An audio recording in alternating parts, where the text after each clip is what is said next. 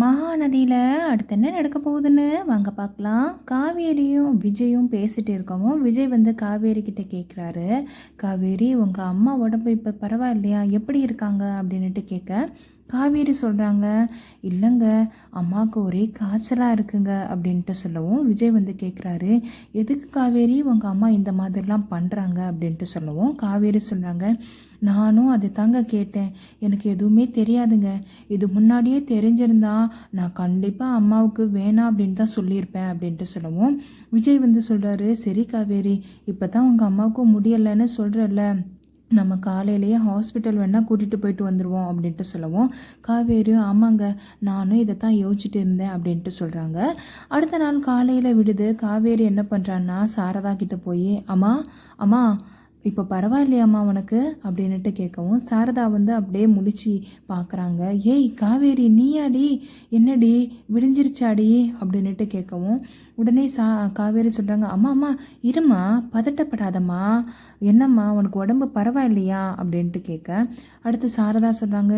ஏய் விடிஞ்சதே தெரியலடி, அப்படியே அலுப்பில் தூங்கிட்டேன்டி, சாப்பாடு கூட செய்யலடி, இருடி உங்களுக்கெல்லாம் பசிக்குள்ள இரு சாப்பாடு இப்போ போய் செஞ்சிடுறேன் அப்படின்னுட்டு எந்திக்கவும் காவேரி சொல்கிறாங்க, சும்மா இருமா உடம்பு வேற சரியில்லை,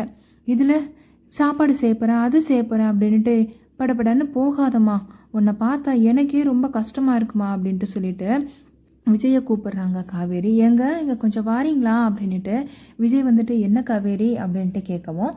காவேரி சொல்கிறாங்க, ஏங்க கொஞ்சம் வெளியில் போய் சாப்பாடு மட்டும் வாங்கிட்டு வரீங்களா, அம்மாவுக்கு உடம்பு சரியில்லை அதனாலே அவங்க இன்றைக்கி சமைக்கலையா அப்படின்ட்டு சொல்ல விஜய் சொல்கிறாரு, இதில் என்ன காவேரி இருக்குது, நான் போய் கொண்டு வரேன் அப்படின்ட்டு சொல்லிட்டு விஜய் கிளம்பிடுறாரு. அடுத்து சாரதா சொல்கிறாங்க, இல்லடி காவேரி கொஞ்சம் கூட நான் நினச்சே பார்க்கலடி, நான் இப்படி அசந்து தூங்கேன்னா பாரு, கொஞ்சம் உடம்பெல்லாம் அசதியாக இருந்துச்சா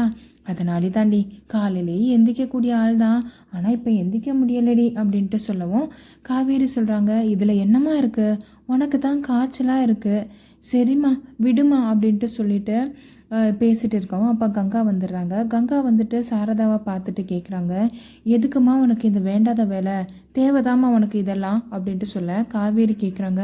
அக்கா என்னக்கா பேசுகிற,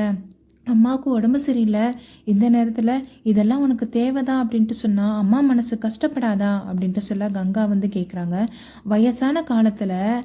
இருந்தோமா அப்படின்னுட்டு இல்லாமல் ஏதாச்சும் ஒன்று செஞ்சுக்க வேண்டியது, அடுத்து என்னையே குத்தம் சொல்வீங்களாடி நீங்கள் அப்படின்ட்டு சொல்ல காவேரி சொன்னாங்க, அதுக்காக இப்படியா அக்கா நீ பேசுவேன் அம்மாவை பார்த்து அப்படின்ட்டு கங்கா சொன்னாங்க, இங்கே பாரு நான் இருக்கிறத தான் சொன்னேன் காவேரி, நீ ஒன்றும் இதெல்லாம் பெருசுப்படுத்தி பேசாத அப்படின்ட்டு சொல்லவும் காவேரி சொல்கிறாங்க,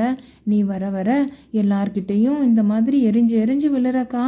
ஏங்கா இந்த மாதிரி பண்ணுற அப்படின்ட்டு சொல்லிட்டு பேசுகிறப்போ சாரதா சொல்கிறாங்க, விடுங்கடி ரெண்டு பேரும், விட்டா போதும், ரெண்டு பேரும் அப்படியே சண்டை போட ஆரம்பிச்சிருவீங்களே, கொஞ்ச நேரம் பேசாமல் இருங்க அப்படின்ட்டு சொல்ல காவேரி என்ன பண்ணுறான்னா, இருமா கொஞ்சம் வாரேன் அப்படின்ட்டு சொல்லிட்டு ரூம்குள்ளே போகிறாங்க. ரூம்குள்ளே போய் விஜய் கொடுத்த காசை அப்படியே கொண்டு வந்து சாரதா கையில் அப்படியே கொடுக்குறாங்க. சாரதா கேட்குறாங்க, ஏய் என்னடி இது காவேரி அப்படின்ட்டு காவேரி சொல்கிறாங்க, அம்மா காவேரி சொல்கிறாங்க, இல்லைம்மா உனக்கு இந்த மாதம் நிறைய செலவாயிருக்கும்ல அதனாலே வச்சுக்கோமா அப்படின்ட்டு சொல்லிட்டு கொடுக்கவும் இதை வந்து கங்கா பார்த்துட்டு வந்து டக்குன்னு உள்ளே போகிறாங்க. ரூம்குள்ளே போயிட்டு அவங்க என்ன பண்ணுறாங்கன்னா அவங்கக்கிட்ட இருக்கக்கூடிய பணத்தை அப்படியே கொண்டு வந்து, இந்தாம்மா இதையும் வச்சுக்கோமா அப்படின்ட்டு கொடுத்துட்டு இப்படியே பார்க்கவும் சாரதா கேட்குறாங்க, ஏய் என்னடி இது இவ்வளோ காசு நீயும் கொண்டு வந்து கொடுக்குற அப்படின்ட்டு கங்கா சொல்கிறாங்க, இதை வீட்டு வாடகைக்கு வச்சுக்கோ, மற்ற செலவுக்கும் இதை வச்சுக்கோமா அப்படின்ட்டு சொல்ல சாரதா சொல்கிறாங்க, காவேரி தான் இப்போ கொண்டு வந்து கொடுத்துட்டால, நீ எதுக்கடி மறுபடியும் கொண்டு வந்து கொடுக்குற அப்படின்ட்டு சொல்ல கங்கா கேட்குறாங்க, ஆமாம்மா இவ கொடுத்த காசில் நான் இருக்கணுமா, அதெல்லாம் என்னால் முடியாதுமா அப்படின்ட்டு சொல்ல காவேரி கேட்குறா, அக்கா என்னக்கா இந்த மாதிரி நீ பேசுகிற,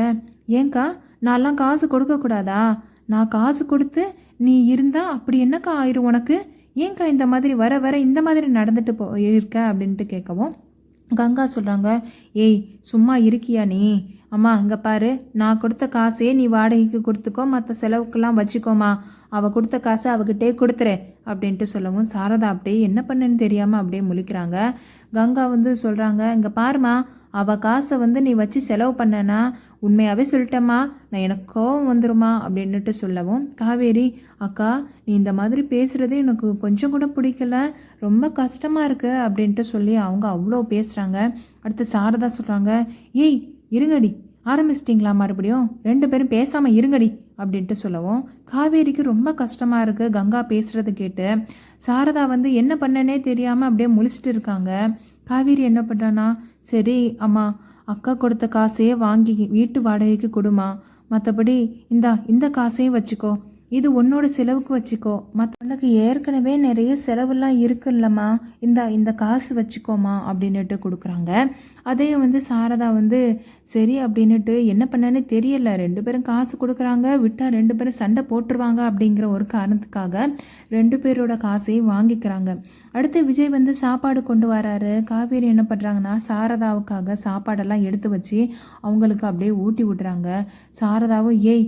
இங்கே பாரடி காவேரி, நானா சாப்பிட்டுக்கிறேன், ஃபஸ்ட்டு நீ சாப்பிடு, ஏய் கங்கா நீ ஏன் சாப்பிட்றீ அப்படின்ட்டு சொல்ல கங்கா சொல்கிறாங்க, அம்மா எனக்கு ஒன்றும் பசிக்கலை, நான் பிறகு சாப்பிட்டுக்கிறேன் அப்படின்ட்டு சொல்லவும் காவேரிக்கு ரொம்ப கஷ்டமாக இருக்குது இதை கேட்டுட்டு. சாரதாவும், என்னடி இவா இந்த மாதிரி வர வர இவரோட போக்கே சரியில்லடி அப்படின்ட்டு அவங்க பேசவும் காவேரி, சாரதா, விஜய் 3 பேரும் சாப்பிட்டு முடிச்சதுக்கப்புறமா காவேரி சொல்கிறாங்க,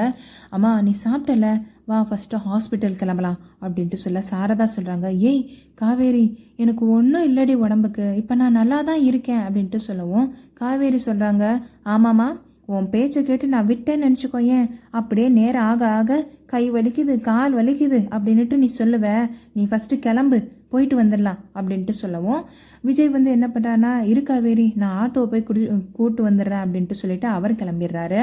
சாரதாவை வந்து அப்படியே கை தாங்கலாக பிடிச்சி வந்து அப்படியே கூட்டிகிட்டு போகிறா. காவேரி கங்காவை பார்த்து சொல்கிறா, அக்கா நீ இருக்கா சரியா, நீ ரெஸ்ட் எடுக்கா, நான் அம்மாவை கூட்டிகிட்டு போயிட்டு வரேன் ஹாஸ்பிட்டலுக்கு அப்படின்ட்டு சொல்லவும் கங்கா சொல்கிறாங்க, இங்கே பாருடி, நீ கூப்பிட்டாலும் ஒன்றும் நான் வரப்போகிறதா இல்லை, இதுவாக தானே உடம்புக்கு சரியில்லாத மாதிரி ஆக்கிக்குச்சு, அனுபவிக்கட்டும் நல்லா அப்படின்ட்டு சொல்லவும் இதை கேட்ட உடனே 2 பேருக்கு ரொம்ப கஷ்டமாக இருக்குது. அடுத்து இதை சொல்லிட்டு வந்து கங்கா ரூம்க்கு உள்ளே போயிடுறாங்க. சாரதாவும் காவேரியும் கங்கா பேசுகிறத நினச்சி ரொம்ப ஃபீல் பண்ணுறாங்க. அடுத்து பாட்டி சொல்கிறாங்க, ஏய் விடுங்கடி, அவள் தான் எப்போ பார்த்தாலும் இப்படி தானே பேசிகிட்டு இருக்கா, நீங்கள் கிளம்பி போங்க அப்படின்ட்டு சொல்லவும் காவேரி சொல்கிறாங்க, பாட்டி சாப்பாடுலாம் இங்கே இருக்குது பாட்டி, உங்களுக்கு பசிச்சா எடுத்து சாப்பிட்டுக்கோங்க அப்படின்ட்டு சொல்ல பாட்டி சொல்கிறாங்க, நீங்கள் போங்கடி, நான் என்னை பார்த்துக்கிறேன் அப்படின்ட்டு சொல்லிட்டு பாட்டி வந்து இருந்துக்கவும் சாரதாவும் காவேரியும் அப்படியே வந்து வீட்டை விட்டு வெளியில் வராங்க. அப்போ விஜய் வந்து ஆட்டோ பக்கத்தில் நின்றுட்டு இருக்கவும் விஜய், காவேரி, அதுக்கப்புறம் சாரதா 3 பேர் வந்து ஆட்டோவில் ஏறி ஹாஸ்பிட்டல் போகிறாங்க. அப்போ டாக்டர் வந்து செக் பண்ணி பார்க்குறாங்க. செக் பண்ணி பார்க்குறப்போ காவேரி கேட்குறாங்க, என்னாச்சு டாக்டர் அப்படின்ட்டு. டாக்டர் சொல்கிறாங்க, மைல்டு ஃபீவர் தாம்மா, ஒன்றும் பயப்பட வேண்டாம், வயசாயிருச்சு இல்லையா, அப்படித்தாம்மா இருக்கும் அப்படின்ட்டு சொல்லிட்டு டேப்லெட்லாம் எழுதி கொடுக்குறாங்க. எல்லாமே வாங்கிட்டு வந்து அவங்க வந்து அங்கேருந்து கிளம்புறாங்க. இங்கிட்டு கங்கா என்ன பண்ணுறாங்கன்னா யமுனா கிட்டே ஃபோன் பண்ணுறாங்க. ஃபோன் பண்ணுறப்போ யமுனா கேட்குறாங்க, அக்கா என்னக்கா மறுபடியும் ஃபோன் பண்ணியிருக்கேன், என்னக்கா ஆச்சு அப்படின்னுட்டு.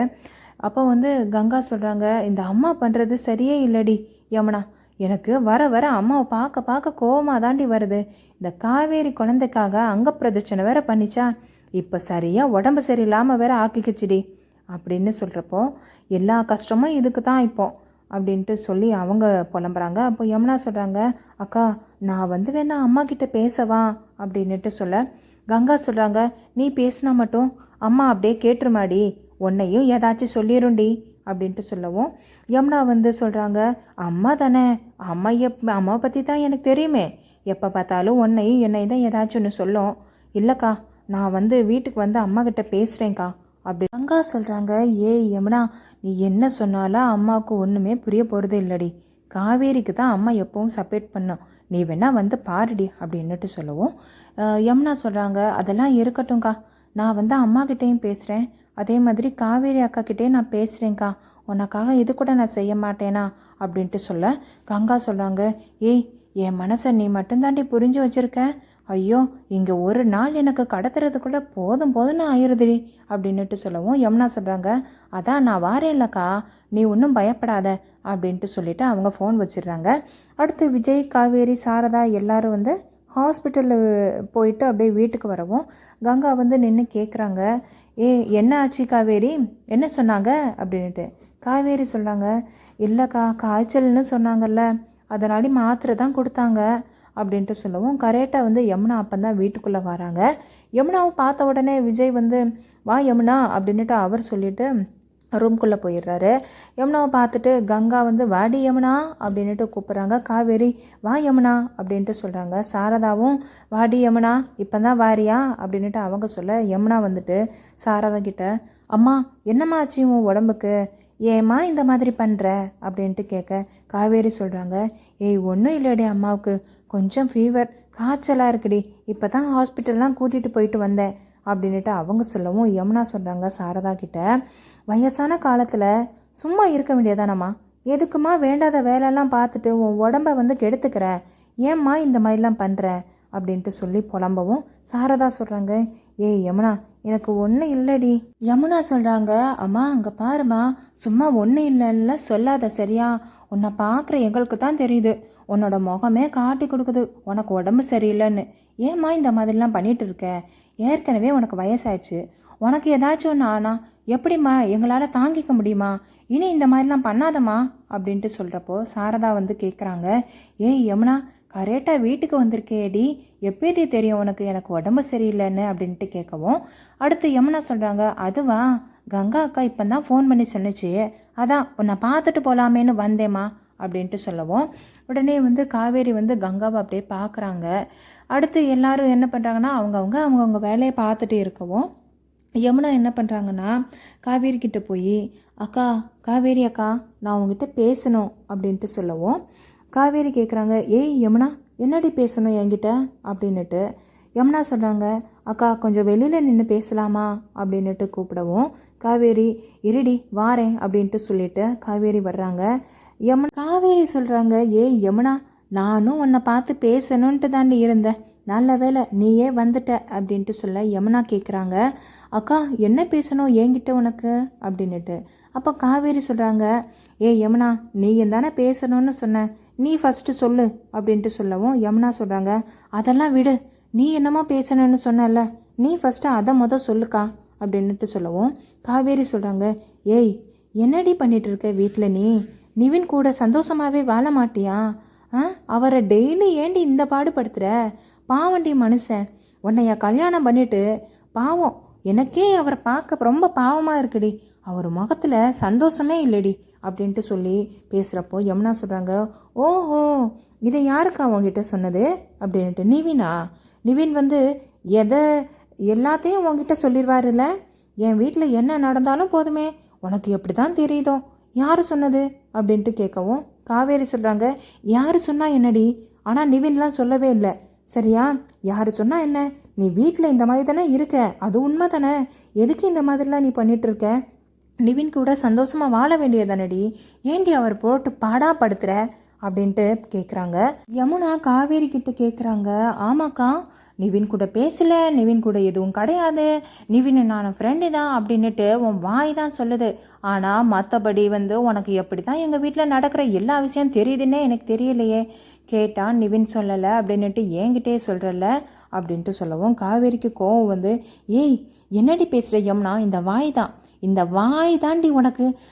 யமனே, இந்த வாழ்க்கையை நாசமாக்குறதே உன்னோட வாய் தான் காரணம் சரியா, இந்த மாதிரி பேசுகிறத நிப்பாட்டினாலே போதும், உன்னுடைய பிரச்சனையே சரியாயிரும்டி, ஏண்டி வெக்கமாகவே இல்லையா, மறுபடியும் முதல்ல இருந்து பேச ஆரம்பிச்சிட்டியா, கொஞ்சம் கூட உனக்கு வந்து இந்த மாதிரி பேசுகிறதெல்லாம் ஒரு மாதிரி இருக்காதாடி அப்படின்ட்டு சொல்ல. அப்போ யமுனா சொல்கிறாங்க, எனக்கு என்ன இருக்க போகுது, உனக்கே ஒன்றும் தோணாதப்போ எனக்கு என்னக்கா தோணணும் சொல்லு அப்படின்ட்டு சொல்லவும் காவேரி சொல்கிறாங்க, நீ ஃபஸ்ட்டு இங்கே ஏன் வந்த சொல்லு, அம்மாவை பார்க்க வந்தேன் அப்படின்ட்டு மட்டும் சொல்லாதடி, நான் இதை நம்பவே மாட்டேன், பார்த்தா இங்கே வந்துட்டு என்கிட்ட இந்த மாதிரி பேசத்தான் நீ வந்தியா, உனக்கு நிவினை கல்யாணம் பண்ணி வச்சு பெரிய தப்பு பண்ணிட்டேன்டி, நான் இப்போ தான் உணர்றேன் அப்படின்ட்டு சொல்ல யமுனா சொல்கிறாங்க, ஓஹோ நீ எனக்கும் நிவினுக்கும் கல்யாணம் பண்ணி வச்சு பெரிய தப்பு பண்ணிட்டியா, உன்னால் யார் யார் வாழ்க்கையும் இந்த மாதிரி பாதிக்கப்படுது, அதை ஃபஸ்ட்டு நீ சரி செய்யாமல் இருக்க அப்படின்ட்டு சொல்ல காவேரி கேட்குறாங்க, ஏய் யமுனா, என்னடி கடைசி என்னையே குற்றவாளி ஆக்கிட்ட, இப்போ என்னடி என் பக்கம் திருப்பி விட்டுட்ட அதையே, என்னடி நினச்சிட்டு இருக்க, நான் யாரோட வாழ்க்கடி பாதிப்பு ஆக்குறதுக்காக இந்த மாதிரி பண்ணேன்னு நீ சொல்கிற, நான் யாரோட வாழ்க்கையிலும் விளையாடவே இல்லை சரியா, என்னால் யாருக்குமே பாதிப்புலாம் வராது, நான் அந்த மாதிரி நினைக்கக்கூடிய ஆளும் கிடையாது அப்படின்னுட்டு காவேரி சொல்கிற. யமுனா சொல்கிறாங்க, ஆமாக்கா, உன்னை விட யாராலையும் நடிக்கவே முடியாது சரியா,